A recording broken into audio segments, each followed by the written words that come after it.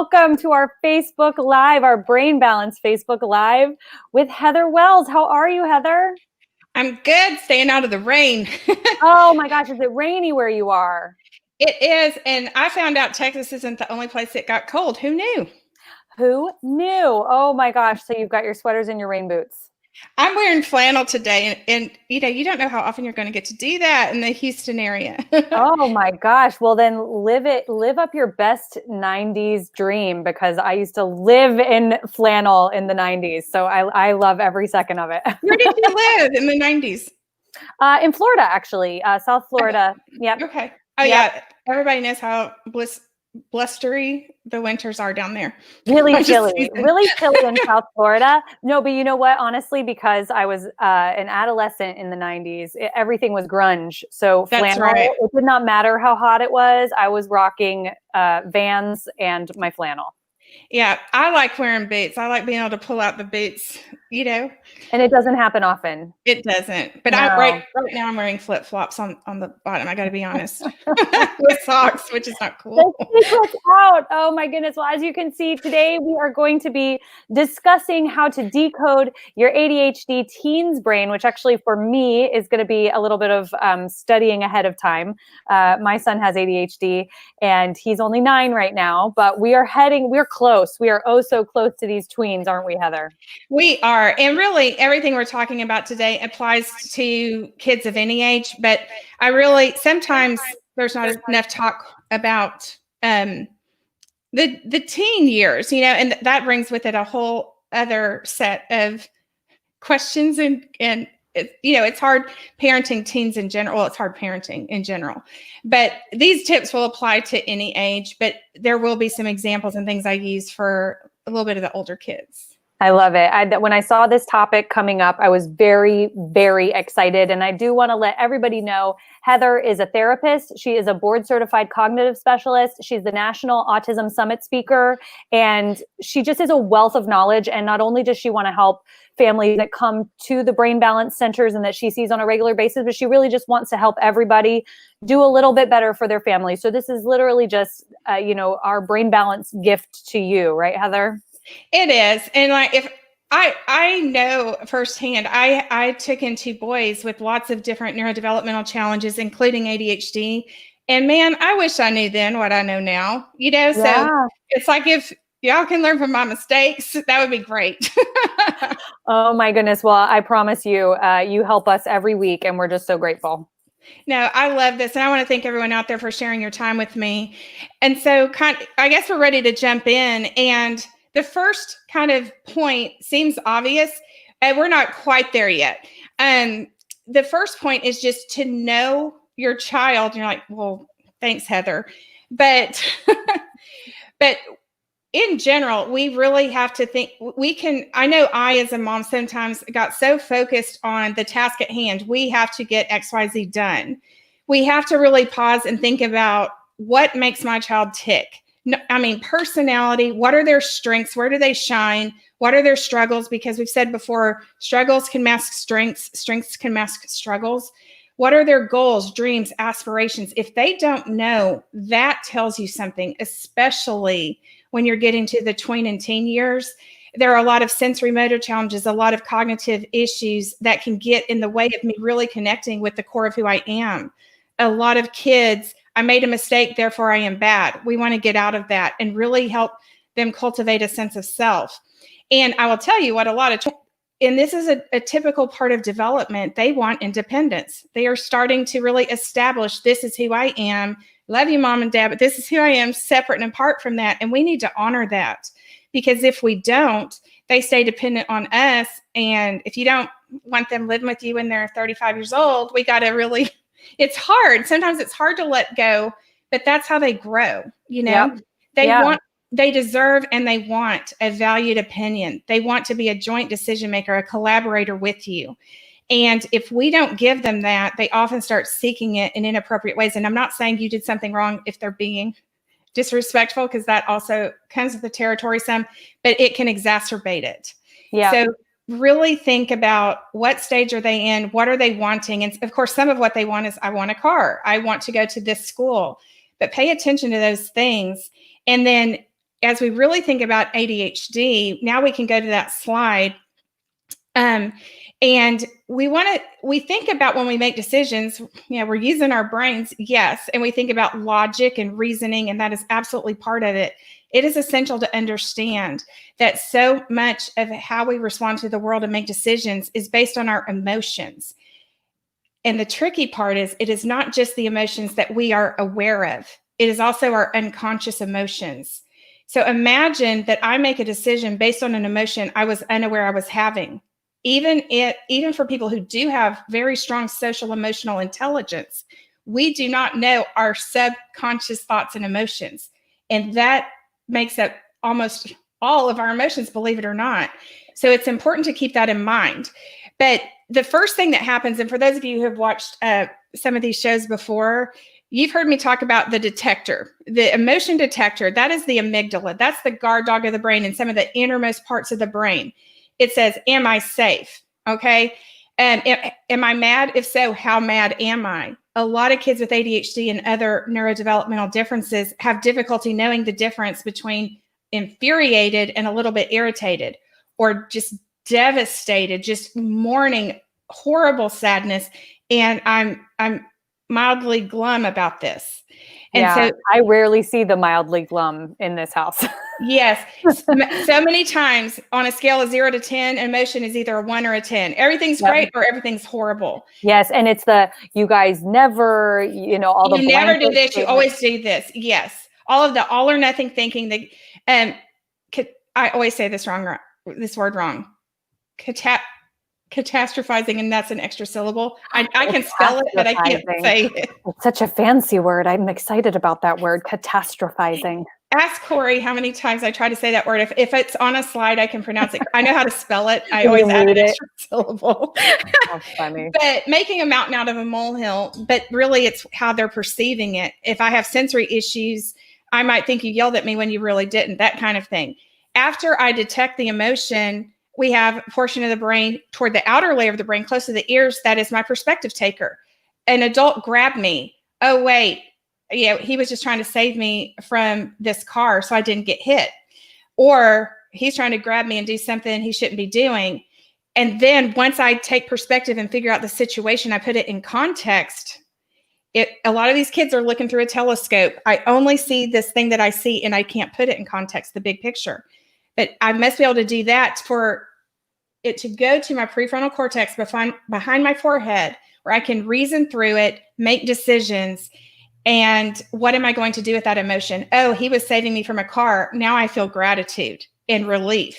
Or something bad is happening. I need to honor this fear and respond appropriately. If I don't have these pieces working in harmony, there's lack of connectivity in these brains. A lot of kids with ADHD and other struggles that are related to this, I can't make good decisions because these parts are not working in harmony. Yeah. And so the teenage brain, if kids are impulsive, we must strengthen the perspective taker and the manager and the detector, really all of these, or else I cannot make good decisions. Another key factor here, we have the unconscious emotions we don't think about. But if we are consciously aware that we have unconscious emotions, our unconscious emotions do not have to rule our behavior. And that is a conversation we need to have with kids. But dopamine is not in as free a supply in kids or adults with ADHD. That's significant because dopamine helps regulate emotions. It's my reward and consequence center. And if I don't have as much dopamine, I already on a chemical level, this is a chemical messenger that sends signals throughout the brain. I'm at a disadvantage, but it doesn't mean that we can't overcome it. By the way, movement, exercise increases dopamine, very similar to what meds do. And so just be aware of this, that there are physiological reasons why these kids have difficulty initiating a project, making the right decision, peer pressure, that kind of thing. So this makes so much sense. I actually had a dear friend who has ADHD as an adult. And what you're saying makes sense, because I think he had tools to deal with a confrontation that we were having, but he ran out. He ran out of tools, and then he kind of snapped and left the room, and I was like, oh, but he was I could tell what was going on because I'm so familiar with, what goes on for my child. Yeah. But it's almost like they need tactics to get through that they've memorized so they can help regulate those emotions. Because like you're saying that's so interesting that the self-regulators are not really super there. That's right. We have to get the communication going in all these different parts of the brain, because it impacts emotions, behavior, academics, and this has nothing to do with intelligence. And that's why it is so important to get our kids in touch with the totality of who they are. Understand that they're out of the box thinkers, give them opportunities to explore their creativity and their unique way of thinking. And we don't want to punish kids for things that are out of their control. And I don't mean that in a free pass kind of way. I mean, it is our job to support them in cultivating those skills and in doing all the things that get the brain communication going and the body-brain communication going. Dopamine, by the way, you hear me talk all the time about body-brain connection. Dopamine is also related to constipation, different kinds of digestive issues. You just cannot tease these apart. So we can, I think, take this away, but just be aware, because kids struggle like this and they have morals, you're teaching them right from wrong. You're like, how am I teaching my kids all these things? And then they're disrespectful, or they don't act grateful, that kind of thing. There is a physiological reason. And then they beat themselves up because this is no reflection on their sweet hearts, Yeah. And so understand that is why 98 to 99% of adolescents and adults with ADHD have rejection sensitivity dysphoria. Dysphoria means hard to bear. If I am rejected, or I even perceive rejection, I cannot take it. And so then I might become a people pleaser, or I opt out. It's too hard to try, or I'm perfectionistic, and that gets me paralyzed. I'm not going to turn this in unless I'm going to get 100 on it. I have to earn approval. And we don't want that either. Rage, suicidal ideation, all accompanies when kids cannot separate what they do from who they are and feel accepted as they are and celebrated as they are. And so after we get to know our kids and know what they want, then we help them get it. And what do they want? They're a partner in the decision making. We want to cultivate in them the ability to set and reach goals. So sit down with them, have a conversation. You hear me talking about one-on-one time or family meetings, and say, I want to partner with you and help you get something you want. Let them pick what the goal is going to be. You may want it to be about school. We're going to turn in our assignments, please. My child is going to stop hanging out with this person and make better decisions on that. Those are good goals. But what garners motivation? There is extrinsic motivation. I do this because mom told me to. I do this because dad told me to. The teacher said so, and I'll get a bad grade if I don't. Or I do it because I want to earn a trophy. Those are all external to who I am. Intrinsic motivation means I am doing this because it is the core of who I am. It is aligned with my this is kind of a review toward the end, but we can go ahead and do it now. Motivation is based on what has my interest, what can I do independently, how competent am I at this, connection, which we're going to get with the supportive kind of program we lay out today, and purpose. Why do I have to do it? We never want to tell kids, you do this because I said so. That doesn't give it meaning. Make it engaging. Give it purpose. Even recently, there was a reading program that we actually use in the centers that gave kids an option. Instead of earning badges for them to use for themselves, they could donate those to food-deprived kids. And wow, their reading engagement went through the roof. Even from young ages, kids, we're born to be connected to others and to serve others. So give things purpose that means something to them. And that is what is everlasting. So let them choose a goal, whether I want to get my driver's license, whatever it is, because that has their interest. Dopamine is automatically released when it has their interest. Okay. And what we're doing is let them pick a goal. We go through this process we're going to talk about. They get to feel the satisfaction of accomplishment, and then they want to feel that again. So then you can start setting goals that are really necessary for school and life. but start out with something they care about. We always care about what they care about, but start with that first goal and make it a SMART goal, SMART acronym. It is specific, measurable, it is achievable. We must be reasonable, realistic about where is my child right now. And if they can achieve it 70% of the time, that means it is an achievable goal. That's a rule of thumb there. So do you have for grades, is it good to reward for grades, or how would you intrinsically reward a child for that? We're probably not going to start out with grades because that's probably not the goal they're going to choose. That's my goal. But we're going to move to that after they get to experience accomplishing a goal they wanted. But that's a great question because they do have, in fact, a lot of experts say that ADHD is even more an issue of motivation than it is attention. And there's a whole lot of misconceptions about attention. It's not that kids can't pay attention. It is that if I'm interested in it, I can sustain it. If I'm not, it's harder, or I can't select what to attend to at a given time.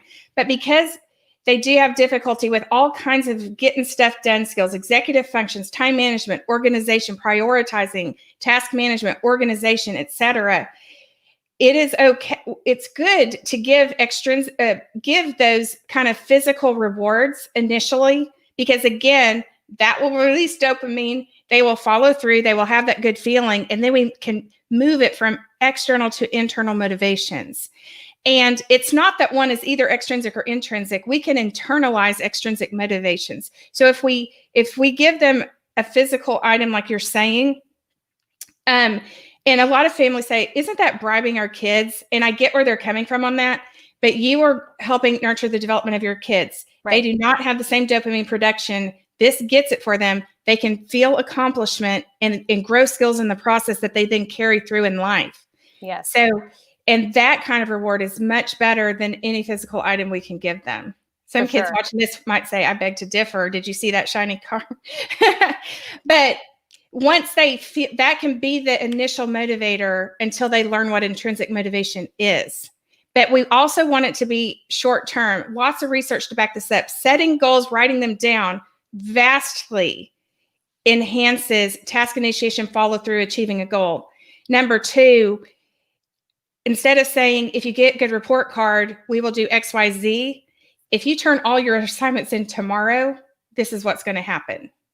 And of course, the reward might be smaller, but it was also lots of small goals that add up over time is more effective when you're getting this engine running.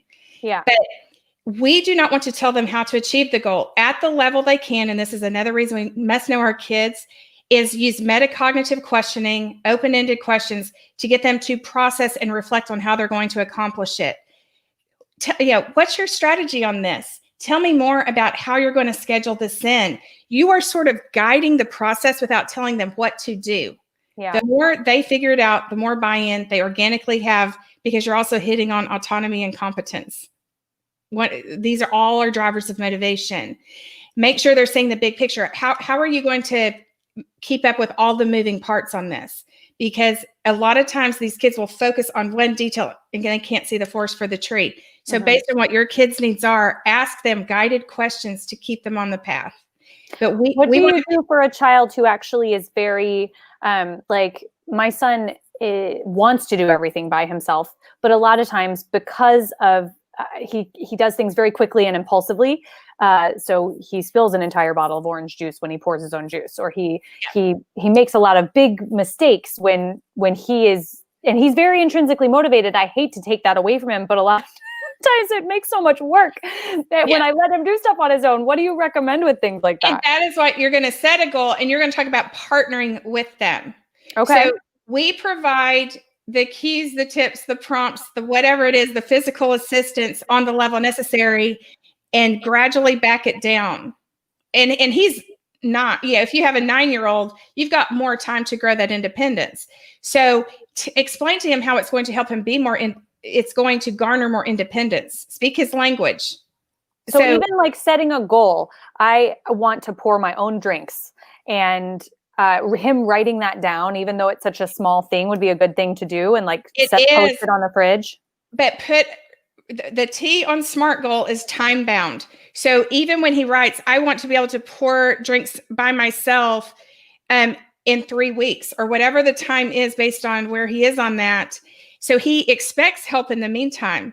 I expect to pour them independently in 3 weeks. That means through this process, mom is helping me, but she's gradually backing off and focus on the things he did that were more independent about it, since that's huge for him. Yes. Okay. I love that. Yeah. So it is very important, because we know this is a huge drive for kids. I'll do it myself. You show them how, when you accomplish XYZ, that shows that you're really growing in responsibility. Therefore, I will be willing to give you the keys to the car on Friday night. Yeah. You are showing them, by achieving this goal, you are really getting an end game that's important to you. And that's really huge. Yeah. Really teach them, make sure they know about what grit, what perseverance are. A lot of kids don't know, but Duckworth and Dweck are two prolific researchers.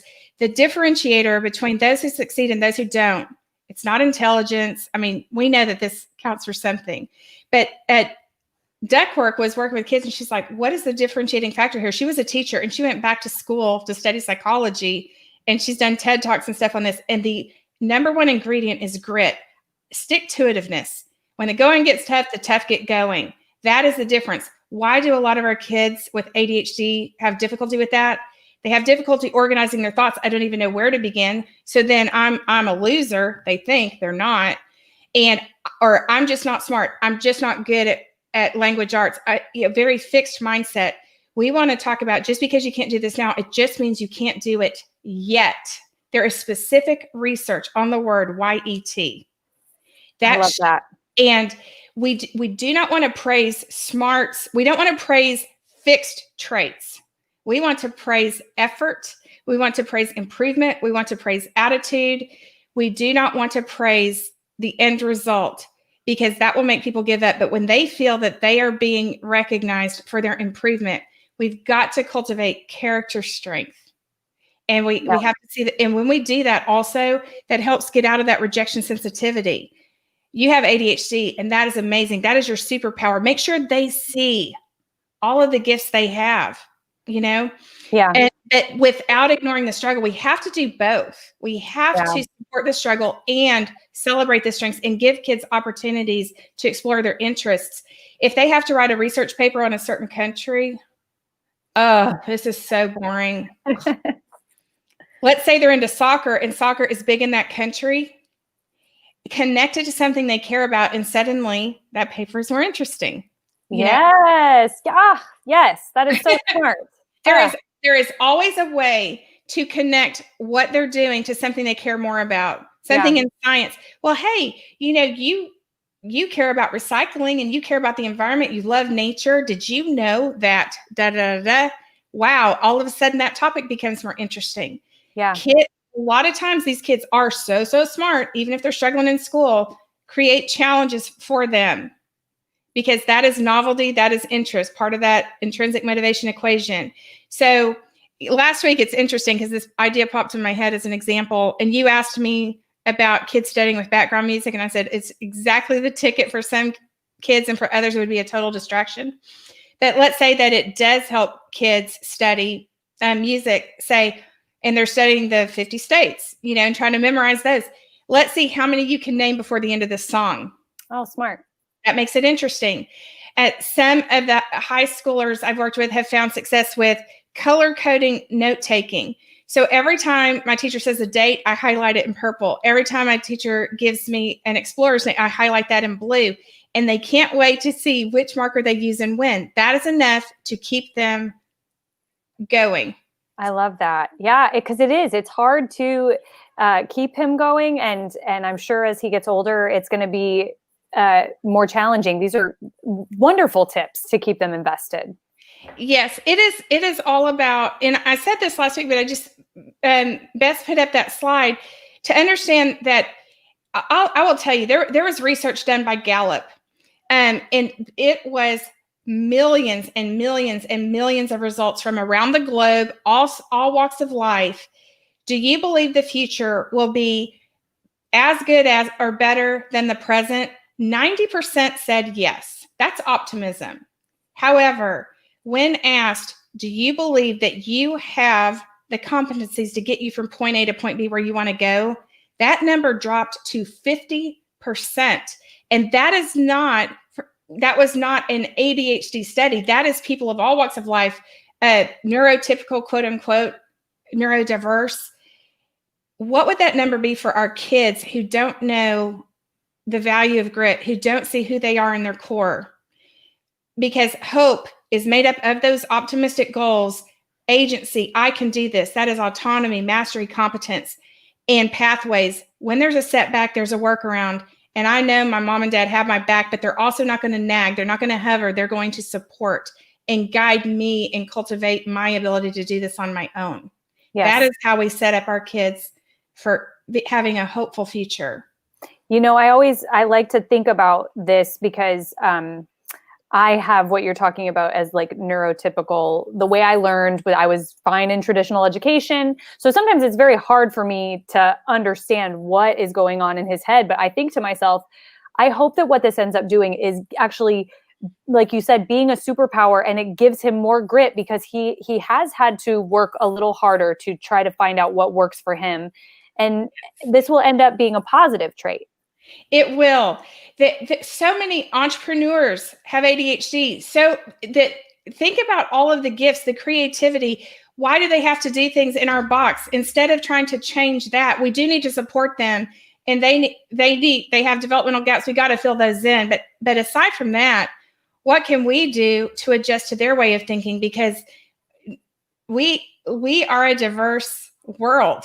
Yeah. And that diversity includes the way we process, the way we learn, the way we think. And we do not want to stifle that. We want to cultivate that. Yeah. And so that really kind of sums it up. ADHD is not a character flaw. These kids are not lazy, task avoidant. They may become that. And if they are task avoidant, we're not doing the right things to engage and motivate them. These are the ingredients right here. And they are all very doable. There are brain messaging differences that impact motivation, but we can cultivate it. It is not a character flaw. It is not willpower. It is not a choice that I attend to this thing that I'm interested in, and then I don't attend to this. That is the neurochemical difference in the brain, and it is real, and it is not a reflection on who they are as a person. And that is our job as the parents, even if we're not perfect, to keep trying, right? Yes. Believe me, I didn't. It's not like, y'all, I nailed this every time. I did not. Thank you, LaToya. Thank you for watching and your comment. Yes, thank you. But anybody who needs support on this, feel free to reach out to any of the centers or to me. I know we've got a slide there for the contact information. Yes, let's pull that up. These are the brain balance centers where you can take advantage of these wonderful specialists. And it is hard times, LaToya. I totally understand. I empathize with you and your struggle so much. And I know Heather does as well. Yeah. I'm telling you, when I took in these boys, and they had a lot of environmental things they had been through before I took them in, as well as things that had happened in utero that impacted their development. I would sit on the floor in the closet with my head between my arms, like my elbows popped up on my knees, praying and crying and thinking, what on earth am I doing wrong as a parent? It is not your fault. And we are here to support you. I got it wrong plenty of times. And I know so much more now than I knew then that I wish, I can't go back in time, but I'm like, let me pay this forward. I say this all the time. Yes. I love that pay it forward idea. And also not to be too hard on yourselves, because you can't be so mad at your past self for not knowing, how to do everything right. And you're never going to do everything right. So, the forgiveness is key, right? It absolutely is. Yes, I love it. Well, Heather, thank you so, so much. Get down that information if you need to contact a center. Is there anything else you want to tell everybody about? We're going to be back here next week talking about another subject that I'm sure will have lots of great insight. But what else do you have going on this week, Heather? This week, Thursday at 3:30, I will be with Dr. Brian Aspie as usual. And I think we're talking about a lot of holiday traditions may look different this year. So what we can do and the importance, the types of skills that family traditions grow, such as coping skills. It's going to be really good, really fun episode. And also follow me on the Hidden Churn, because in addition to those brain balance sites, because I offer daily doses of maybe what I did right and what I did wrong. That's I'm here great. to help you. We're all here every day making mistakes and trying to learn from them. And I feel like that's kind of what we're trying to teach our kids, right? You are not your mistakes. You are the Growth person that mindset. corrects them. Exactly. Yeah. Mistakes, if we learn from mistakes and we grow from them, then they were a success. Yeah. That's all we can do, because we're not perfect. That's right. Well, thank you so much, Heather. I look so forward to talking to you every week. Thank you so much for chatting with us, sharing. And LaToya, we're here with you. Anybody else that sees this on the replay, feel free to chime in on the conversation, add any questions, things that you might want Heather to talk about, because she is a wealth of information. So drop them in the comments. Thank you so much, Heather. Thank you, Jen. And thank you everyone for being here with us. Have a great day. See you later. Bye. Bye.